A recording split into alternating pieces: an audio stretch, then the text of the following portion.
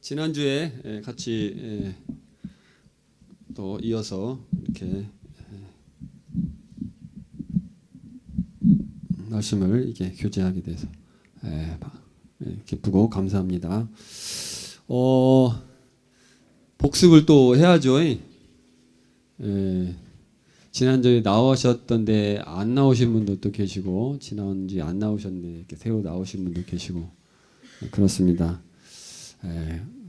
가능하시면 안 빠지시고 계속 나오셔서 말씀을 들으시기를 부탁을 드리고, 그래야 좀 연계성이 있어서 말씀을 잘 깨달을 수 있다고 생각이 되어지고, 또 이 자리에 나오시는 거 참 중요합니다. 굉장히 중요합니다.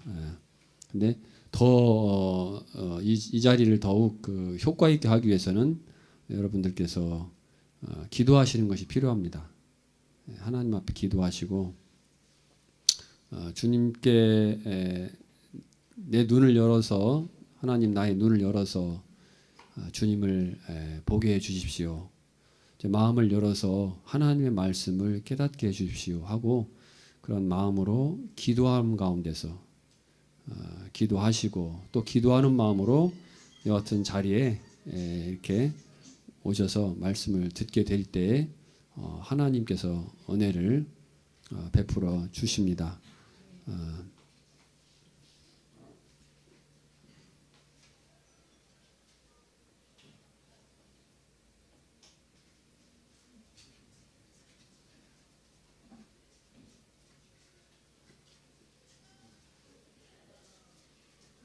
아이고, 저거 아까 100% 돼 있더만 지금 19% 돼 있네. 이거 어떻게 된 건지.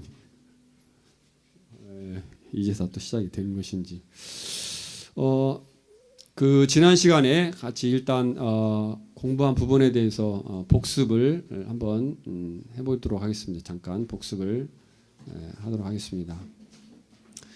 지난 시간에는 천지 창조, 그 다음에 인간 창조, 그 다음에 선악과, 생명나무와 선악과, 이런 부분에 대해서 같이 이렇게 공부를 했습니다.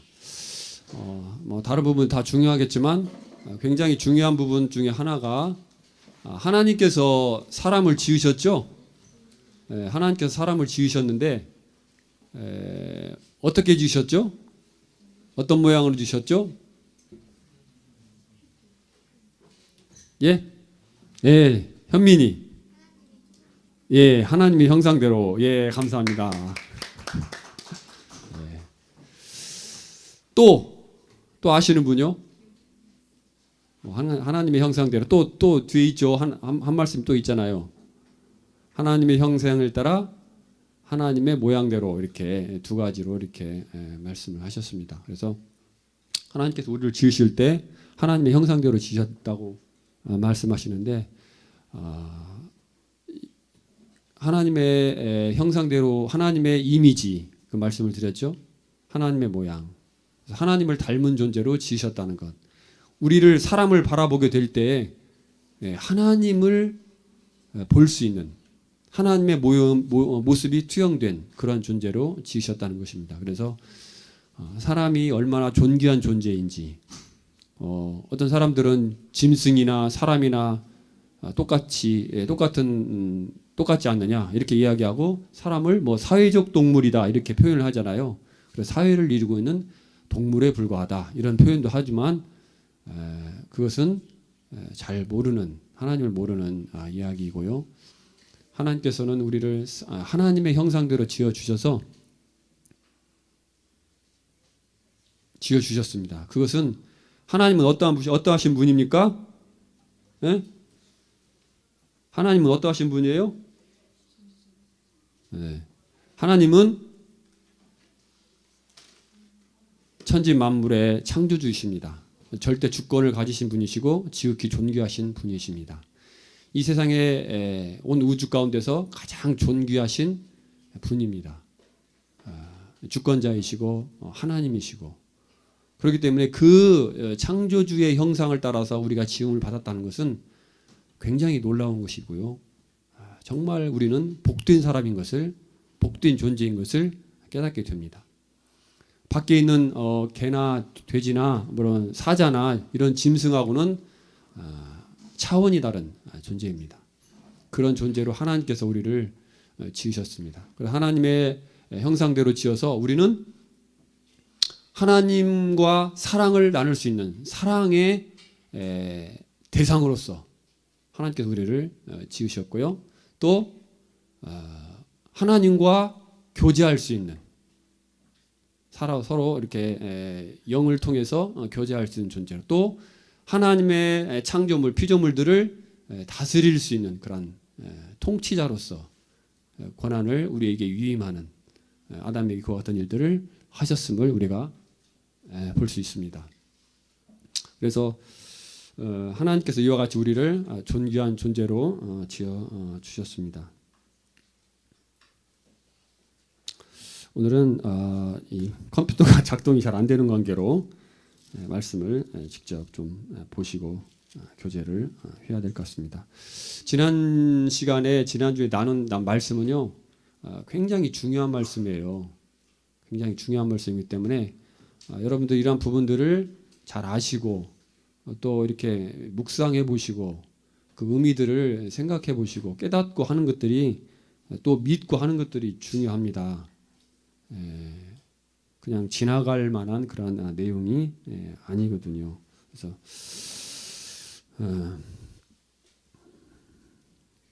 창세기 3장 1절부터 같이 오늘은 좀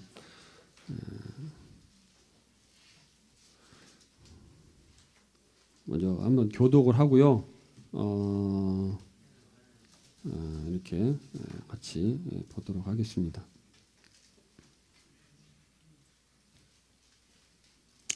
창세기 3장 1절부터 19절까지 제가 1절을 먼저 읽을 테니까요. 2절부터 짝수절을 읽어주시면 되겠습니다. 3장 1절 성경 펴셨죠? 예. 그런데 뱀은 여호와 하나님이 지으신 들짐승 중에 가장 간교하니라. 뱀이 여자에게 물어 이르되 하나님이 참으로 너희에게 동산 모든 나무의 열매를 먹지 말라 하시더냐.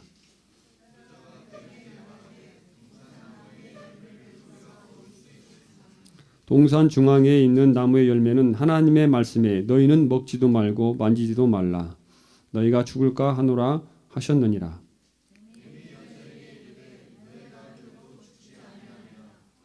너희가 그것을 먹는 날에는 너희 눈이 밝아져 하나님과 같이 되어 선악을 알 줄 하나님이 아심이니라.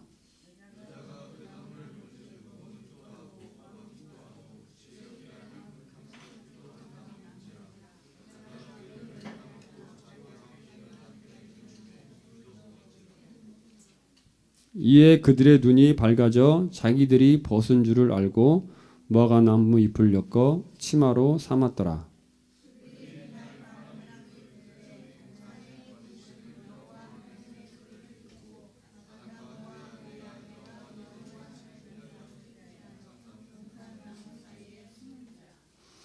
여호와 하나님이 아담을 부르시며 그에게 이르시되 내가 어디 있느냐.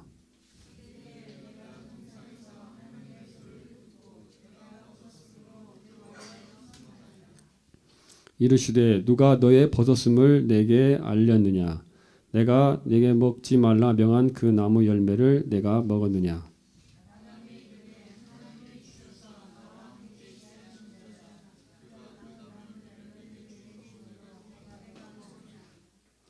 여호와 하나님이 여자에게 이르시되 네가 어찌하여 이렇게 하였느냐. 여자가 이르되 뱀이 나를 꿰므로 내가 먹었나이다.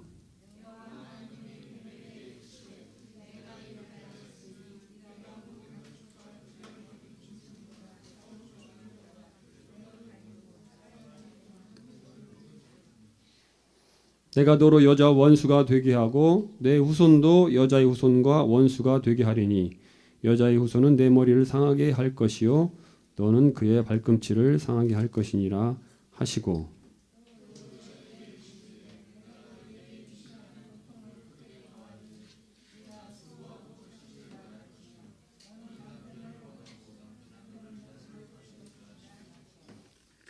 아담에게 이르시되 네가 네 아내의 말을 듣고 내가 네게 먹지 말라 한 나무의 열매를 먹었은즉 땅은 너로 말미암아 저주를 받고 너는 내 평생에 수고하여 그 소산을 먹으리라.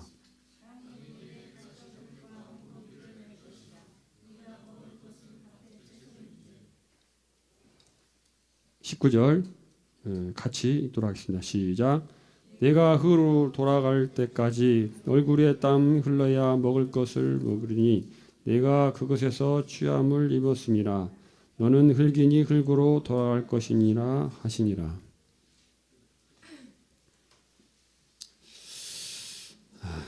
예, 지난 시간과 지난주 말씀과 약간 지금 중복되는 그런 부분인데요.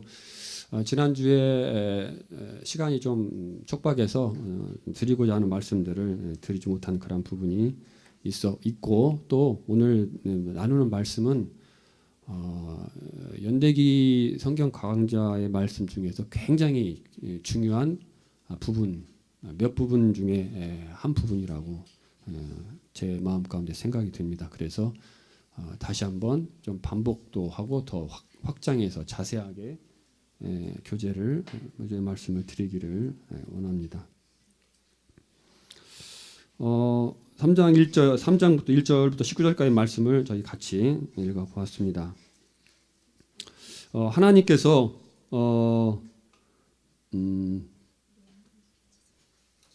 에덴 동산에 아담과 하와를 두시고 그들이 필요한 모든 것들을 허락하여 주셨습니다. 그것은 낙원이었습니다. 낙원.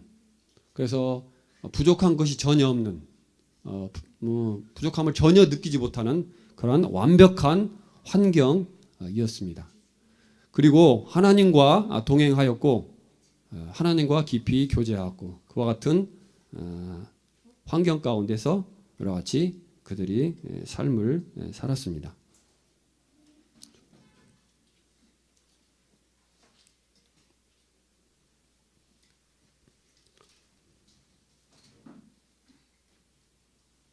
그러게 그들에게 부족한 것이 뭐가 있었을까요? 없었습니다. 하나도 없었고 만족 가운데 이와 같이 살았었는데 이제 우리가 알다시피 하나님께서는 선악을 알게 하는 나무를 하나님 동산 가운데 하나님께서 두셨습니다. 그리고 모든 것을 임으로 하고 싶은 대로 모든 것을 할 수 있는 자유를 인간에게 아담과 하와에게 하나님께서 주셨습니다. 근데 오직 한 가지 선악을 알게 하는 나무 열매만은 먹지 말라. 그거 한 가지만을 금령으로 하나님께서 주셨습니다. 그들은 자유롭게 그 가운데서 풍요와 자유로움 가운데 하나님과 깊은 교제 가운데 정말 행복한 그런 삶을 살았습니다. 하나님께서는 미리 알고 계셨습니다. 예지의 능력을 가지고 계신 하나님께서는 이제 하늘나라에서 타락한 천사장과 그의 무리들이 이제 에덴 동산에도 침입해서 그들을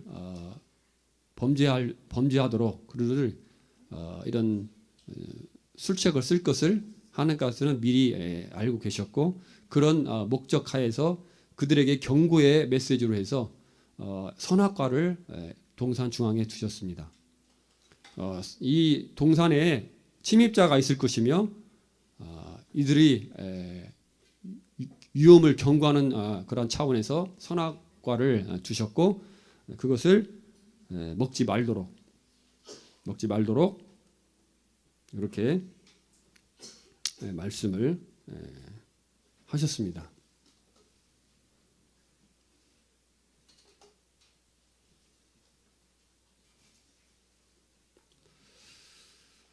이제 어느 날인가 뱀이 여자인 하와에게 접근을 했습니다. 접근을 했고 질문을 했습니다. 하나님께서 동산에 있는 모든 나무의 열매를 내가 하나님께서 먹지 말라고 하시더냐 하면서 이렇게 말을 건넸습니다.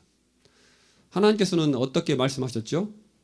동산 동산에 있는 모든 나무의 열매를 네가 임의로 네 뜻대로 마음대로 먹되 오직 선악을 알게 하는 나무 열매는 먹지 말라. 그것만을 먹지 말라. 모든 것을 할 수 있다. 그러나 이거 한 가지만은 하지 않았으면 좋겠다 하고 그 한 가지를 말씀하셨습니다. 그러나 사단의 말은 어떻습니까?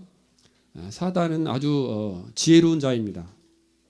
그래서 어떻게 말을 했냐면 하나님께서 동산 모든 나무의 열매를 먹지 말라 하시더냐 이렇게 질문을 하는 거예요. 마치 하나님께서 모든 나무의 열매를 먹지 말라고 한 것처럼 그런 선입견 이미지를 갖다가 주면서 이렇게 말을 하는 것입니다. 하나님에 대해서 불편한 하나님이 아담과 하와를 사랑하지 아니한 것처럼 어떤 선입견을 가지고 이렇게 볼 수 있도록 이런 말로 접근을 하게 됩니다. 그랬을 때 하와는 아담으로부터 선악을 알게 하는 열매를 먹지 말 것을 전해 들었습니다. 하나님께서는 아담에게 말씀하셨고 아담은 하와에게 전해 주었습니다. 그렇지만 이제 하와는 어떻습니까? 하나님 말씀을 아담으로부터 전해 들은 하나님 말씀을 정확하게 알지 못했습니다. 그래서 엉뚱깽뚱한 얘기를 하고 있는 것을 보게 됩니다. 동산나무 열매를 우리가 먹을 수 있으나 주강에 있는 선악을 알게 하는 나무 열매는 먹지도 말고 만지지도 말라. 만지지 말라는 말은 하나님께서 하시지 않았고 또 죽을까 하노라 하겠습니다. 하나님께서는 반드시 죽는다. 그거 절대 먹으면 안 된다. 꼭 죽는다 이렇게 말씀하셨지만 죽을 수도 있다. 안 죽을 수도 있다. 이런 말이겠죠. 분명한 하나님의 말씀에 대해서 이렇게 분명하게 인식하지 못하고 자기 생각대로 이렇게 생각하고 있는 모습을 보게 됩니다. 여러분 사단의 존재를 경험하신 적 있습니까? 귀신의 존재를 경험하신 적 있습니까? 있으세요? 사단의 존재, 귀신의 존재. 우리가 우리 자신뿐만 아니라 다른 사람들에게서 귀신의 존재를 확인할 수 있습니다. 제가 지난주에도 말씀드렸죠. 귀신 들린 사람들, 귀신 들려서 점치는 사람들, 이런 사람들 보면 굉장한 신통력을 가지고 있습니다. 힘을 보통 사람이 가지고 있는 능력보다 훨씬 뛰어난 그런 능력들을 가지고 있습니다. 저는 개인적으로 이 귀신을 경험한 적이 있습니다.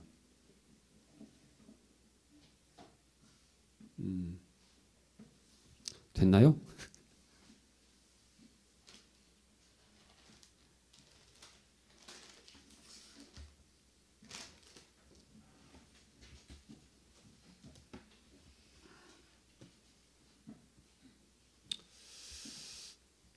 아이고 이게 번거롭게 해서 참 죄송합니다. 제가 이렇게 컴퓨터가 좀 미리 이렇게 썼어야 되는데 시간이 돼가지고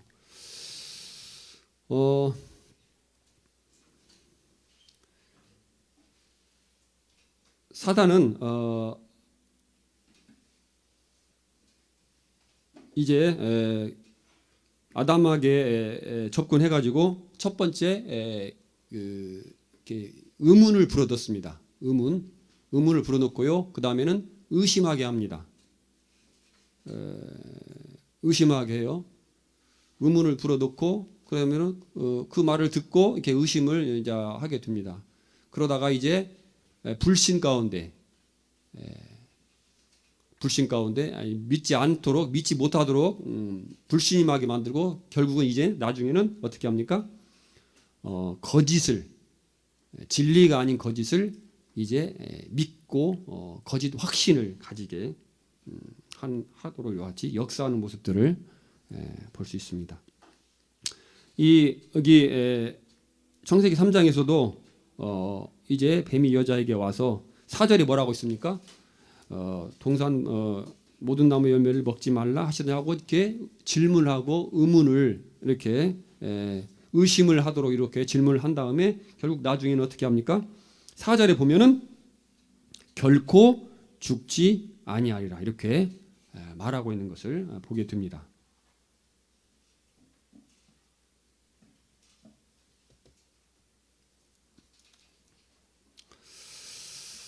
그래서 이제 그 확신을 주고 결국 그거에 의해서 이제 하와는 이제 선악을 알게 하는 열매를 먹게 됩니다. 그래서 이제 그리고 이제 또 그것을 아담에게도 주었습니다.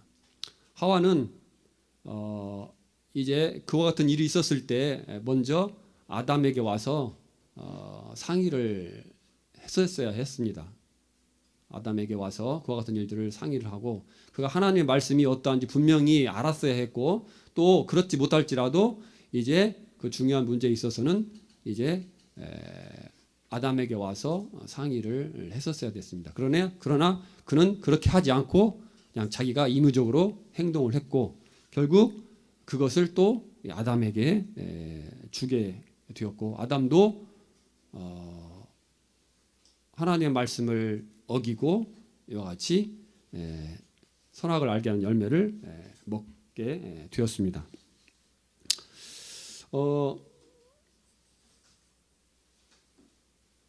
이들이 이제 선악을 알게 하는 나무 열매를 먹은 근본적인 원인을 우리가 아는 것이 참 중요합니다. 5절, 6절에 보시면 5절에 보시면 그것을 먹게 됐을 때 너희들은 눈이 밝아져서 하나님과 같이 된다. 또 선악을 알게 된다. 이와 같이 말씀 이야기를 하고 있는 것을 보게 됩니다. 그 선악과를 보게 될 때 그 이제 그 탐심이 발동해서 그걸 보니까 그 말을 듣고 하와가 그걸 선악과를 보니까 먹음직도 하고 보암직도 하고 또 지혜롭게 할 만큼 탐스러운 나무인지라 이제 그것을 따먹고 남편에게도 주었다고 말씀하고 있습니다.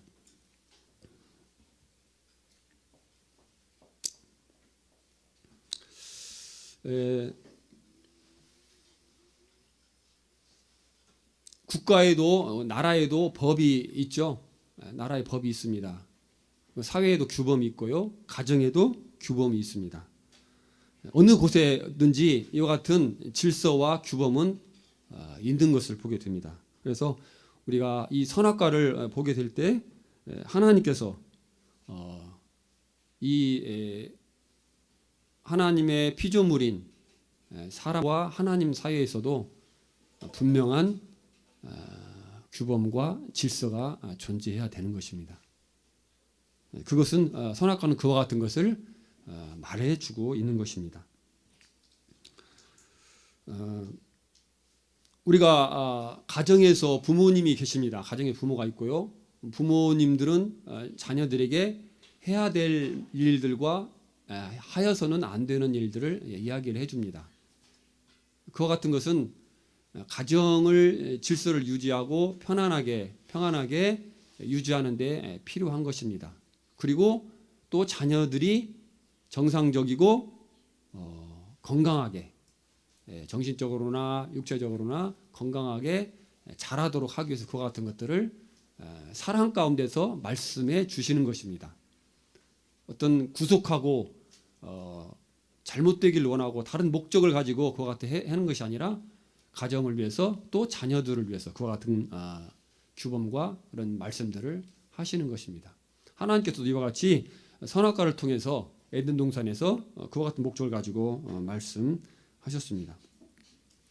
또 하나님께서는 이 선악과를 통해서 사람을 로봇과 같이도 만들 수 있었지만 자유의지를 주셨어요. 자유의지를.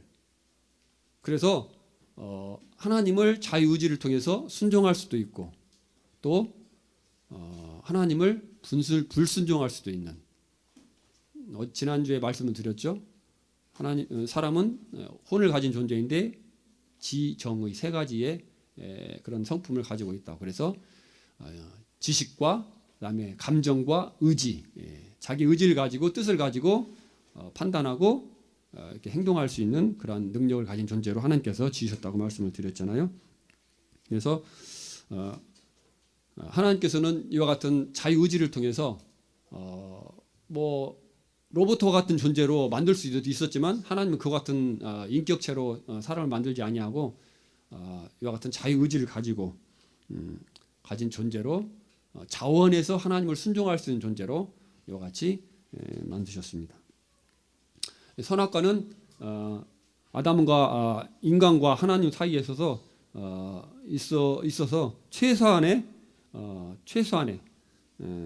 그런 구분을 지어주는 그와 같은 나무입니다. 선악과를 볼 때 선한 것이 무엇인지 악한 것이 무엇인지를 알게 되는데 그것은 선한 것은 자신이 피조물임을 알고 하나님께서 자기를 지어주신 것을 인정하고 또 그것에 하나님의 은혜에 감사하고 자신의 위치를 지키는 것을 말하고 있는 것입니다. 악은 무엇입니까? 에덴 동산에 있었을 때 선악과에서 이 선악을 알게 하는 연문을 볼 때 선이 무엇인지 악이 무엇인지 그것을 가르쳐 주었는데 그건 악은 무엇이냐면 바로 하나님의 나라에서 있었던 사단의 반역 그것을 보여주고 있는 것입니다. 자신이 하나님의 피조물임을 인정하지 않고 하나님의 은혜에 감사치 않고 자신의 위치를 벗어나서 이제 마음이 교만해져서 하나님과 같이 되려고 하는 또 마음이 교만해져서 하나님의 자리를 빼앗으려고 했던 그 사단이 지은 죄 그와 같은 죄를 지어서는 안 된다는 것을 말씀해 주고 있는 것입니다. 그러나 이제 아담과 하와는 이와 같은 사단의 죄에 넘어갔고 이제 하나님이 되려 하는 목적 가운데서 뜻 가운데서 그 죄를 범하게 되었습니다. 아담과 하와는 죄를 지었습니다. 하나님께서는 그것을 먹는 날에는 정령 죽으리라고 말씀을 하셨습니다.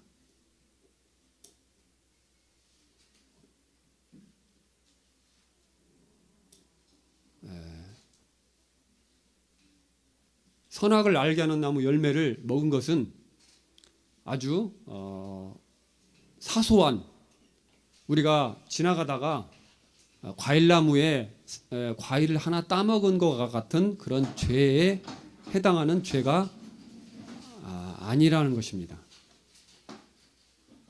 어떤 사람들은 그런 부분에 있어서 이렇게 하나님을 원망합니다. 사람이 저 선악과 하나께 따먹었는데 그게 그렇게 큰 죄입니까? 이런 의문을 가지고 있는 것을 보게 됩니다.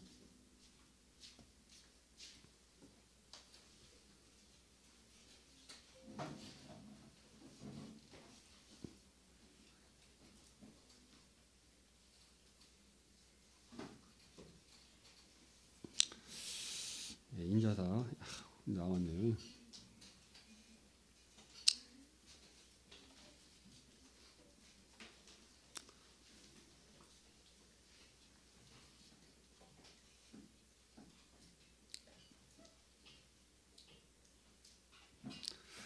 다시 말해서 아까 지난주에도 말씀드렸다시피 이 아담과 하와의 범죄는 선악을 알게 하는 열매를 먹는 범죄는 하나님을 피조물이 하나님이 되려고 하는 그런 죄, 창조주를 인정하지 않는 죄, 하나님의 자리를 탐내는 죄, 결국 다시 말해서 반역죄에 해당하는 죄인 것입니다.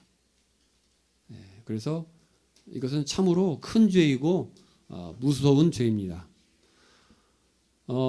우리나라의 옛날에는 이런 반역죄를 짓게 되면 삼족을 멸했습니다.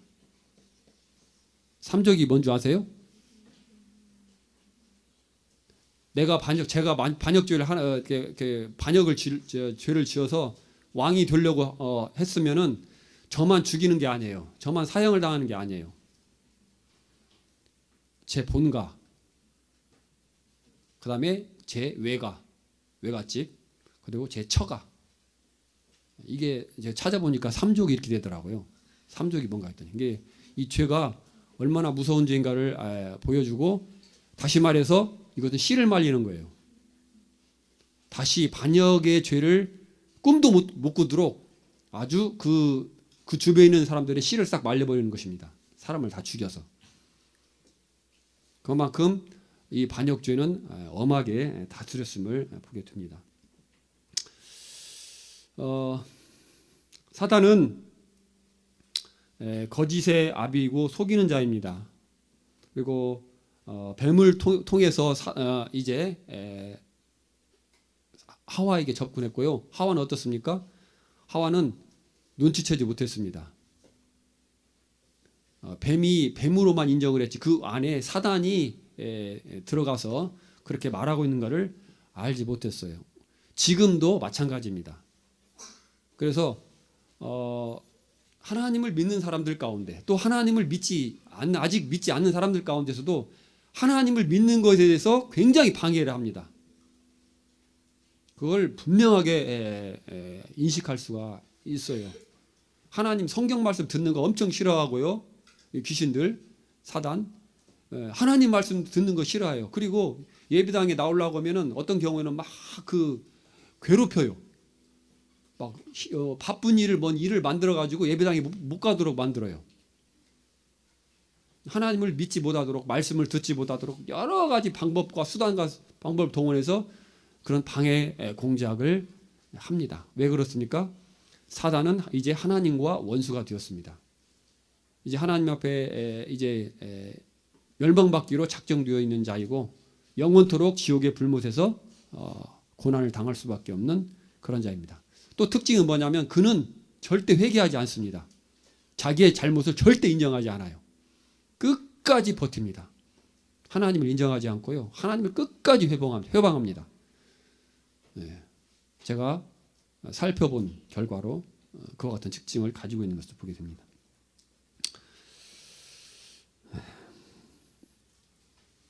범죄의 결과로 이제 죽음이 왔습니다. 로마서 6장 23절에 보면 죄의 삭은 사망이라고 되어 있는데, 죽음은 무엇이냐? 죽음은 무엇이냐? 제가 여러분 꽃 있죠? 꽃 중에서 절화라는 것을 아십니까? 절화. 이렇게 가위로 딱 이렇게 꽃을 이렇게 생화를 딱 자르면 절화라고 이렇게 합니다. 그 꽃을 이렇게 잘라 가지고 어떻게 됩니까? 꽃병에다 이렇게 꽂아둡니다. 제가 한 10년 전에 어떤 분이 이제 학교에 꽃을 갖다 주셔가지고 국화를 갖다 주셨어요. 봄인데 국화는 원래 가을에 나오잖아요. 근데 이렇게 하우스로 해가지고 귀하게 키워가지고 꽃을 이렇게 몇 송이 이렇게 갖다 주셨어요. 그래서 향을 맡아보니까 향이 아주 좋더라고요. 그래서 이것을 어떻게 오래 보존할까 해가지고 컵에다가 이렇게 물을 담아서 딱 꽂아줬어요. 얼마쯤 갈까요? 물을 제가 자주 갈아줬어요. 얼마쯤 갈까요? 일주일? 예. 저도 그 정도 갈 줄 알았는데 정말 정성을 들여서 물을 또 갈아주고 했더니 한 달을 가더라고요. 국화꽃이. 놀랍더라고요. 그래서 좀 계속해서 아침마다 가서 꽃향기를 이렇게 맡고 이렇게 했었는데, 이 죽음이라는 것은 단절입니다. 제가 죽음을 설명해서 이렇게 말씀을 드렸는데, 꽃을 그 뿌리에서 이렇게 딱 자르는 순간 그 꽃은 어떻습니까? 이제 죽은 것입니다. 그것을 우리는 생화라고 불러요. 생화. 물론 좋아하고 좀 이렇게 비교가 돼서 이제 생화라고 부르지만, 엄격한 말을 생각하면 엄격하게 따져보면 생화라기보다는 이제 그것은 사른 꽃이 아니에요. 생화라는 산 꽃이라는 뜻이잖아요. 살아있는 꽃이 아니에요. 죽은 꽃입니다. 왜요? 뿌리에서 단절되었기 때문에 그렇습니다. 죽음이라는 것은 생명의 근원 되신 하나님으로부터 단절되는 것입니다. 여러분 지금 여기 살아 계시잖아요. 지금 걸어 다니시죠? 눈도 뜨고 다니시고 밥도 잡수시고, 예? 활동하시고 뭐 이렇게 돌아다니시잖아요. 근데 하나님과 이 생명이 이렇게 연결되지 않은 분들은 어떤 분입니까? 죽은 분이에요. 하나님께서 그렇게 말씀하세요. 이 아까 제가 말씀드린 생화, 국화, 잘려진 국화 같은 존재입니다. 그래서 어떻게 됩니까? 말라집니다. 말라져요. 줄기에서 잘려진 꽃은 어떻습니까? 시간이 지나면 시들고 말라집니다. 꽃은 시들고 이제 말라듭니다. 그래 어떻게 됩니까? 그냥 계속 말라듭니다. 자꾸 바싹 마르죠. 그래서 꽃이 필 수가 없고 이파리가 나지도 않습니다. 죽음이라는 것은 바로 생명 되신 하나님으로부터 단절되는 것입니다. 그래서 이제 우리의 생명이 사람이 태어나지면 어떻습니까? 늙죠? 늙습니다. 나중에 어떻게 됩니까? 말라 비틀어지잖아요. 우리 몸이 늙는다는 것은 바로 말라지는 것과 똑같은 거예요. 말라집니다. 계속 말라지죠. 그것이 첫 번째 죽음이고요. 몸이 육체와 영혼이 분리되어지는 것. 이것이 첫 번째 죽음입니다. 사람은 원래 영원토록 살도록 창조되었습니다. 죽지 않도록. 하나님과 교제 가운데서 영원히 살 수 있는 존재로 지었는데 선악과를 먹음으로 이제 죽음이 임한 것입니다. 하나님께서는 정령 죽으리라. 반드시 죽으리라고 말씀하셨습니다. 그래서 이 죽음이라는 것은 하나님과의 관계가 생명의 근원 되신, 하나님은 생명의 근원이십니다. 아까 제가 말씀드린 그 꽃이 그 뿌리에 붙어 있었을 때 생명을 보존합니다. 그렇죠? 뿌리가 영양분과 물을 흡수해서 이 줄기를 통해서 이 꽃에 전달해 줍니다.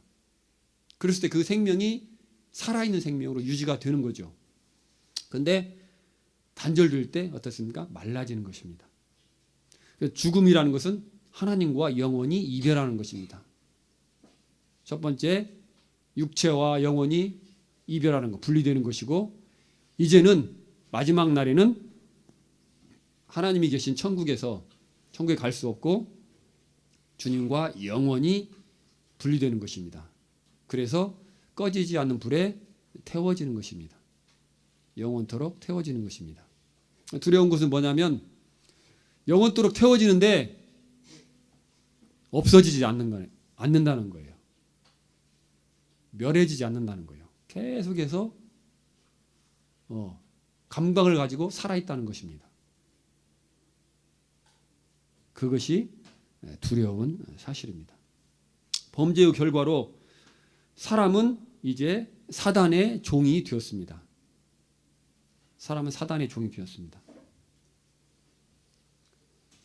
전에는 원래 이 천사들은 하나님과 사람을 섬기도록 지어진 존재인데 이제 사단에게 순종함으로 말미암아, 사단이 범한 죄에 가담함으로 말미암아 이제 사람은 사단의 종이 되었습니다. 그리고 이 세상을 통치할 수 있는 그런 권세를 가졌었는데 이제 그 통치권도 상실했습니다. 사단에게 빼앗겨 버렸습니다. 그리고 전에는 짐승들이 아담과 하와에게 말에 잘 고분고분하고 순종하고 이렇게 했었어요. 범죄하기 전에는. 그러나 이제 어떻습니까? 짐승들이 사람의 말에 순종하지 않습니다. 왜 그럴까요? 하나님과 사람의 그 질서를 어그러뜨린 것입니다. 그래서 사람과 그 밑에 이 피조물, 짐승과의 그 질서도 어긋나 버린 것입니다. 또 사람이 불순종하니까 사람의 권세 아래 있던 짐승들도 이제 순종하지 않는 상태가 된 것입니다. 그래서 이 피조물의 세계에 하나님의 그런 저주가 임하고 말았습니다. 그래 땅에도 가시와 엉겅퀴가 나게 되었습니다. 전에는 농사를 짓지 않아도 얼마든지 이와 같은 것을 다 풍성하게 구할 수 있었습니다. 그러나 아담과 하와가 죄를 짐으로 말미암아 이제 땀을 흘려서 일해야만 그 소산을 먹게 되었습니다. 열심히 일해도 또 이 잡초가 나옵니다. 농사를 짓게 되면 농사를 지어보신 분들은 알겠지만 이 풀 때문에 얼마나 힘든가 모릅니다. 풀을 뽑아내면 또 풀이 생기고 그냥 놔두면 어떻습니까? 밭에다가 채소를 심어만 놓고 그대로 두면 어떻게 됩니까? 온통 풀밭이 되어버립니다. 그래가지고 풀이 더 크게 자라가지고 그 채소를 갖다가 억눌러 버립니다. 잡아먹어 버려요. 아예 크질 못하게 만들어 버려요. 그래서 풀을 계속해서 뽑아내주고 이렇게 밭을 갈아줘야 됩니다. 농사 짓는 것이 보통 어려운 일이 아니에요. 이 땅이 저주를 받아가지고 이렇게 되었습니다. 범죄의 결과 어떠한 일이 하는가. 그래서 굉장히 중요한 것은 뭐냐면 사단은 하나님과 어떤 관계죠? 원수 관계입니다. 원수 관계. 하나님의 원수가 있는데 그것은 사단입니다. 또 사단의 원수가 있는데 그건 하나님입니다.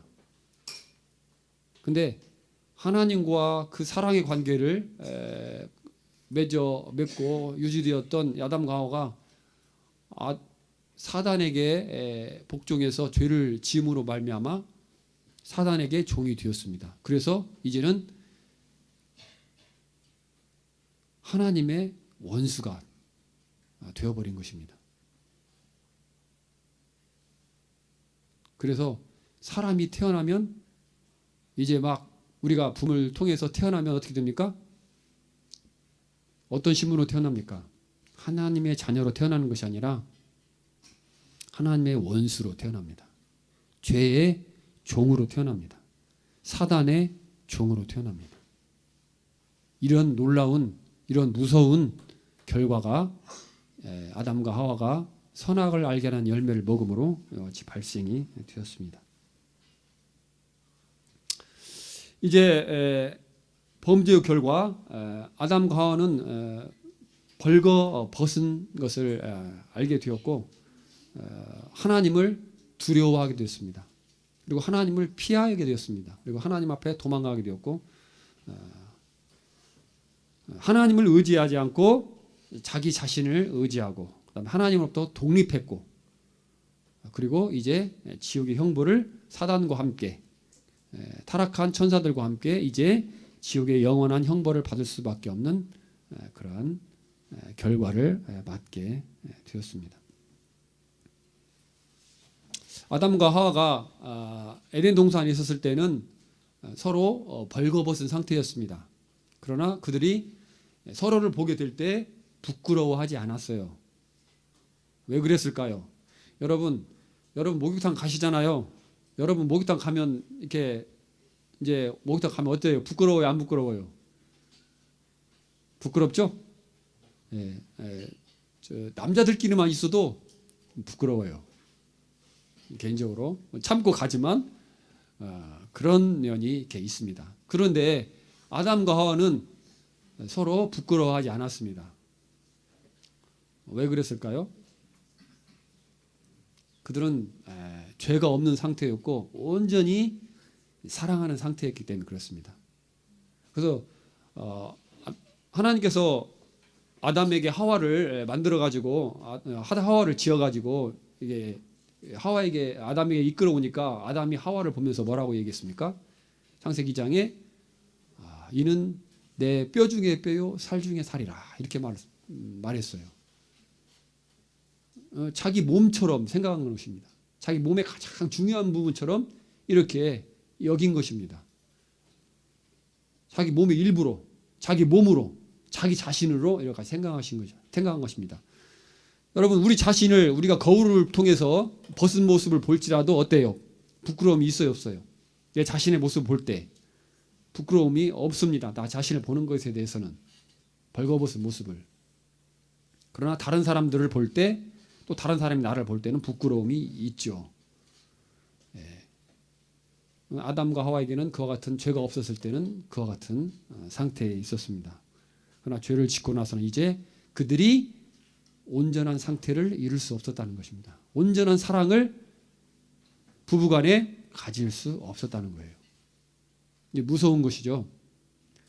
우리는 이 가운데서 놀라운 진리 교훈을 받게 되는데, 우리가 하나님과의 관계가 어그러지면 어떻게 됩니까? 사람들과의 관계 또한 어그러지는 것입니다. 우리가 하나님을 마음속에 모시고 하나님을 진심으로 중심으로 사랑하고 그분과 정상적인 관계를 맺으면 어떻게 됩니까? 사람들과의 관계도 화평하게 돼요. 미워하거나 시기하거나 질투하거나 그런 것이 아니고 정말 온전히 사랑하는, 내 자신처럼 사랑하는 그런 관계를 유지할 수가 있습니다. 우리가 와이셔츠를 입을 때 첫 단추를 잘못 끼우면 어떻게 됩니까? 둘째 단추, 셋째 단추 다 잘못 끼우지게 됩니다. 엉망이 되죠. 그래서 우리가 하나님과 관계를 정상적으로 회복하게 될 때 우리 인간도 정상적으로 할 수 있음을 보게 됩니다. 자, 뱀은 이제 하나님의 심판으로 저주를 받았고 배로 다니고 흙을 먹도록 하나님께서 저주를 하셨습니다. 그다음에 하와에게는 잉태하는 고통과 수고와 자식을 낳는 고통, 그리고 남편을 사모하고 다스림을 받도록 하나님께서 말씀하셨습니다. 그리고 중요한 부분인데 하와에게 여자의 후손을 약속하셨습니다. 여자의 후손. 아담과 하와가 결혼했죠. 네, 결혼했잖아요. 부부간이잖아요. 그러면 이들이 자식을 낳으면 누구의 후손이에요? 누구의 후손이에요? 아담의 후손이죠. 네, 아담의 후손이고 또 아담과 하와의 두 사람의 후손이에요. 아담의 후손이라고 말할 수도 있고 또 아담과 하와의 이런 결혼 관계를 통해서 태어났기 때문에 두 사람이 후손인 것입니다. 근데 여기서는 여자의 후손이라고 했어요. 여자의 후손.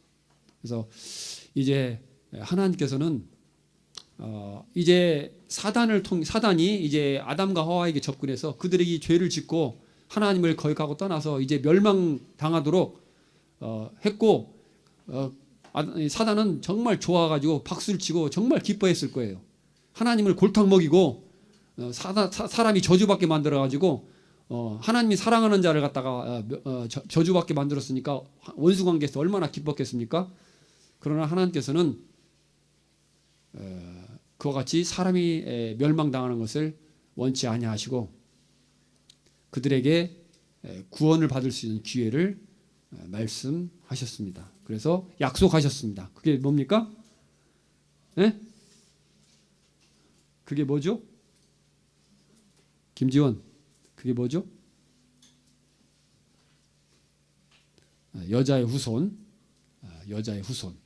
하나님께서는 여자를 통해서 후손을 주실 걸 말씀하셨고, 여자의 후손은 이 뱀의 머리를 상하게 할 것이요, 그 다음에 뱀은 여자의 후손의 발꿈치를 상하게 할 것이라고 같이 예언하셨습니다. 그것은 장차 하나님께서 보내시게 될 예수 그리스도를 말씀해 주고 있는 것입니다.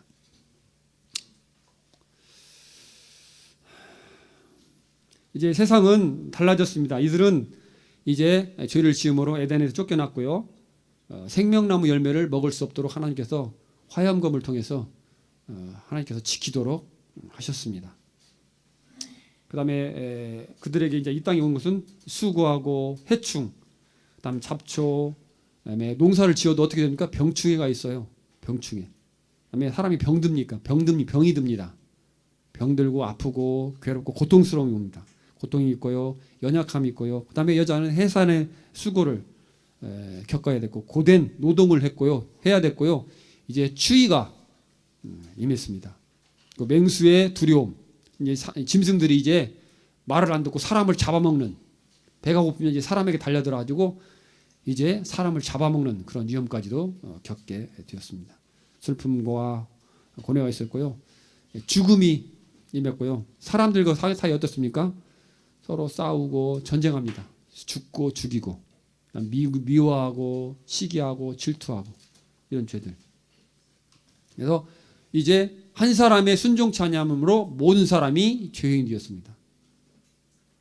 아담과 하와가 죄 때문에 모든 그 후손들이 이제 죄인이 되었다고 성경은 이와 같이 말씀해 주고 있습니다.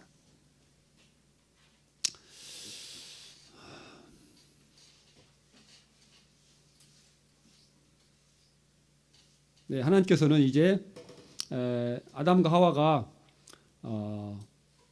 죄를 짓고 죄를 지었을 때 그들은 즉시 하나님을 피해서 달아났고 또 서로 부끄러움을 가리기 위해서 어떻게 했습니까? 무화과나무 잎을 엮어서 이렇게 옷을 만들어 입었습니다.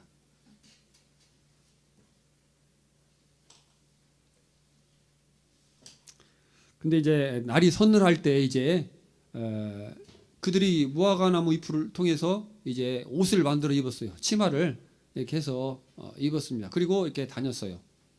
그런데 이제 하나님께서 날이 서늘할 때 아담과 하와를 부르셨습니다. 3장에 8절에 보면 그들이 그날 날이 바람 불 때 동산에 거니시는 여호와 하나님의 소리를 듣고 아담과 하와가 아내가 여호와의 하나님의 낯을 피하여 동산 나무에 숨은지라. 숨습니다. 그들은 이제 자기의 노력을 통해서 이제 그 죄를 부끄러움을 가리는 그런 행동들을 한 거예요. 그렇지만 그 행동을 했지만 이제 하나님께서 그들을 부르셨습니다. 하나님께서 그들을 부르셨을 때 그들은 하나님께서 던지시는 소리를 듣고 동산 나무 중앙에 나무 사이에서 숨었습니다. 그러면서 이제 하나님이 아담아 내가 어딨냐 이렇게 질문을 하실 때 물으실 때 하나님의 소리를 듣고 내가 벗었으므로 두려워하여 숨었다고 이와 같이 말하고 있습니다. 그들은 분명히 무화과 나무 잎으로 옷을 해 입었어요. 그렇죠? 무화과 나무 잎으로 옷을 해 입었단 말입니다. 그런데 하나님 앞에서 뭐라고 했습니까? 자기들이 벗었다는 거예요. 어떻게 된 거죠? 벗었으므로. 그들은 분명히 옷을 입었는데 하나님 앞에서 뭐라고 하냐면 내가 벗었으므로 그와 같이 스스로 고백하고 있는 모습을 보게 됩니다.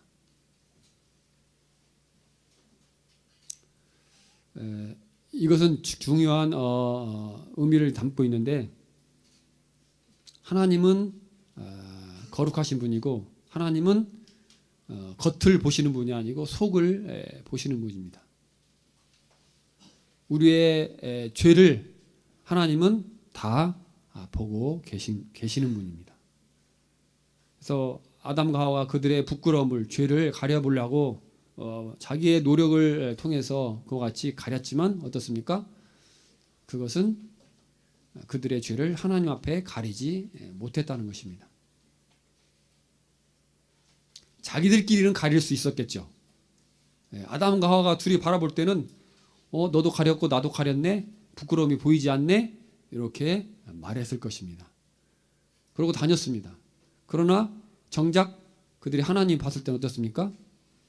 내가 벗었으므로 하나님 앞에 벌거벗은 모습으로 나타났습니다. 그들의 죄가 낱낱이 드러나는 것입니다.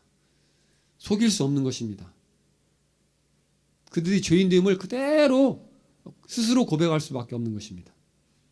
그리고 또 어떻게 표현했습니까? 하나님이 두려운 것입니다. 하나님을 두려워하는. 왜 두려워합니까? 그들이 죄가 있기 때문에 그렇습니다. 죄가 있기 때문에. 그러나 이제 보면은 여호와 하나님께서 나중에 아담과 하와를 위해서 가죽옷을 지어 입히는 장면을 보게 되는데요. 가죽옷은 어떤 특징이 있을까요? 가죽은 짐승의 가죽이죠. 근데 짐승의 가죽을 얻으려면 어떻게 됩니까? 짐승을 죽여야 됩니다.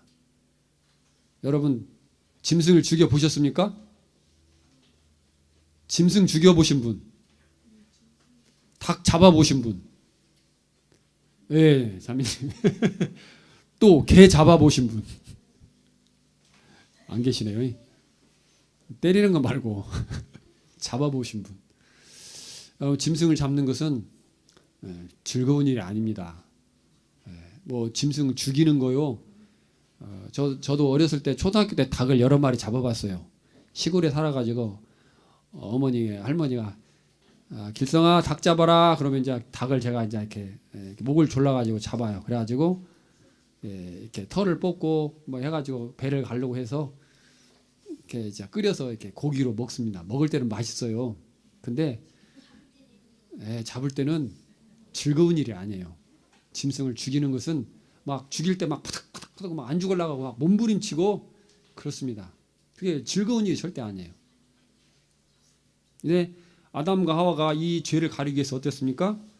한 마리의 짐승이 죽어야 됐습니다. 왜? 가죽을 얻기 위해서는, 가죽은 무엇입니까? 표피잖아요. 이 짐승을 잡아서 이렇게 이 껍데기를 벗기게 되면 이 털 가죽 밑에가 뭐가 있습니까? 피하 지방이 있어요. 피하 지방. 그것을 칼로 해서 쫙 벗깁니다. 그러면 벗겨져요. 이렇게. 그러면은 껍질만 싹 이렇게 벗겨지게 돼요. 모양 그대로 남아 있고 껍질만, 그것이 이제 털 가죽인데, 그것을 통해서 이제 하나님께서 아담과 하와에게 가죽 옷을 지어 입히셨는데, 아담과 하와는 그제 가죽 옷을 입었을 때 어떤 느낌이었을까요? 우리 지금 이 세상에는 가죽 옷 있잖아요. 가죽 잠바, 가죽 코트 있잖아요. 가죽 가방 이런 거 있잖아요. 근데 이런 우리가 지금 사용하는 가죽은 이게 뭐 약품 처리를 다 해요. 그래가지고 냄새 같은 거 이런 거 안 나요. 가죽 냄새가 조금 나긴 하죠. 근데 냄새가 안 나요. 그러나 그대로 그 가죽을 그대로 벗겨가지고 이렇게 옷을 만들어 입으면 냄새가 납니다. 뭔 냄새가 날까요? 피 냄새. 또 뭔 냄새? 기름 냄새. 이 피하 지방이 이렇게 끼어 있거든요. 그래서 기름, 그 털가죽 밑에 지방분이 있기 때문에 기름 냄새, 동물 기름 이런 냄새가 납니다. 그래서 하나님께서 가죽옷을 그들의 허물을 덮어주기 위해서, 죄를 가리워주기 위해서 하나님께서 가죽옷을 지어 입히셨는데, 우리가 무화과 나무로 입은 사람이 만든 옷과 하나님이 만든 옷의 차이점을 볼 수가 있어요. 첫 번째, 아담과 하와가 직접 만든 옷입니다. 그 가죽옷은 하나님께서 만드신 옷이고요. 그 다음에 무화과 나무 잎은 어떻게 됩니까? 입고 다니면 어떻게 돼요? 말라갖고, 햇빛에 말라갖고 이렇게 부스러기가 다 떨어져 버려요. 뭐 몇 시간 아니면 며칠 지나면 나뭇잎알이 어떻게 오래 갑니까? 말라 비틀어져 가지고 다 이렇게 다 떨어져요. 그럼 어떻게 돼요? 다시 다 드러나잖아요. 또 입어야 돼. 몇 시간 걸리는가, 며칠이 갈지 모르겠는데, 그러나 가죽은 어떻습니까? 가죽옷은 정말 영구적입니다. 오랫동안 입을 수 있는 그런 옷입니다. 그 다음에 무화과나무 잎은 옷은 죽음 없이 만들어진 옷이고요. 가죽옷은 한 마리의 짐승의 죽음을 통해서 만들어진 옷입니다. 그리고 이 무화과나무 잎은 빛을 견디지 못해요. 빛을 보면 말라져 버립니다. 그러나 가죽은 어떻습니까? 빛과 상관없이 하나님 앞에 나아갈 수 있다는 것입니다. 그 다음에 중요한 부분은, 가죽옷은 하나님이 만들었을 뿐만 아니라 입혀주셨어요. 가죽옷을 지어 입히시니라 이렇게 되어 있습니다. 성경에 보면. 그래서 가죽옷을 하나님께서 친히 우리 사람들을 위해서, 범죄한 아담과 하와를 위해서 지어 입히셨습니다. 그래서 하나님 앞에 나아갔을 때 무화과나무 잎은 벌거벗은 상태로 되었지만, 가죽옷은 그들의 허물을 가려줄 수 있는 모습을 보게 됩니다. 그래서 아담과 하와가 하나님 앞에 죄를 짓고 정말 하나님 나갈 수 없는 존재였지만 하나님께서 은혜를 통해서 가죽옷을 한 마리 짐승의 죽음을 통해서 가죽옷을 지어 입히심으로 그들의 죄와 허물을 가려 주셨던 것을 보게 될 수 있습니다. 그래서 우리는 오직 하나님의 은혜를 통해서 하나님을 통해서만 우리는 죄의 씻음을 죄를 가리우심을 받을 수 있다는 우리의 노력과 공로와 어떤 애씀은 이런 모든 것들을 결코 행할 수 없음을 이 말씀 가운데서 깨달을 수 있게 됩니다. 오늘은 시간이 많이 되어서 여기까지 하고 마치겠습니다. 잠시 기도드리고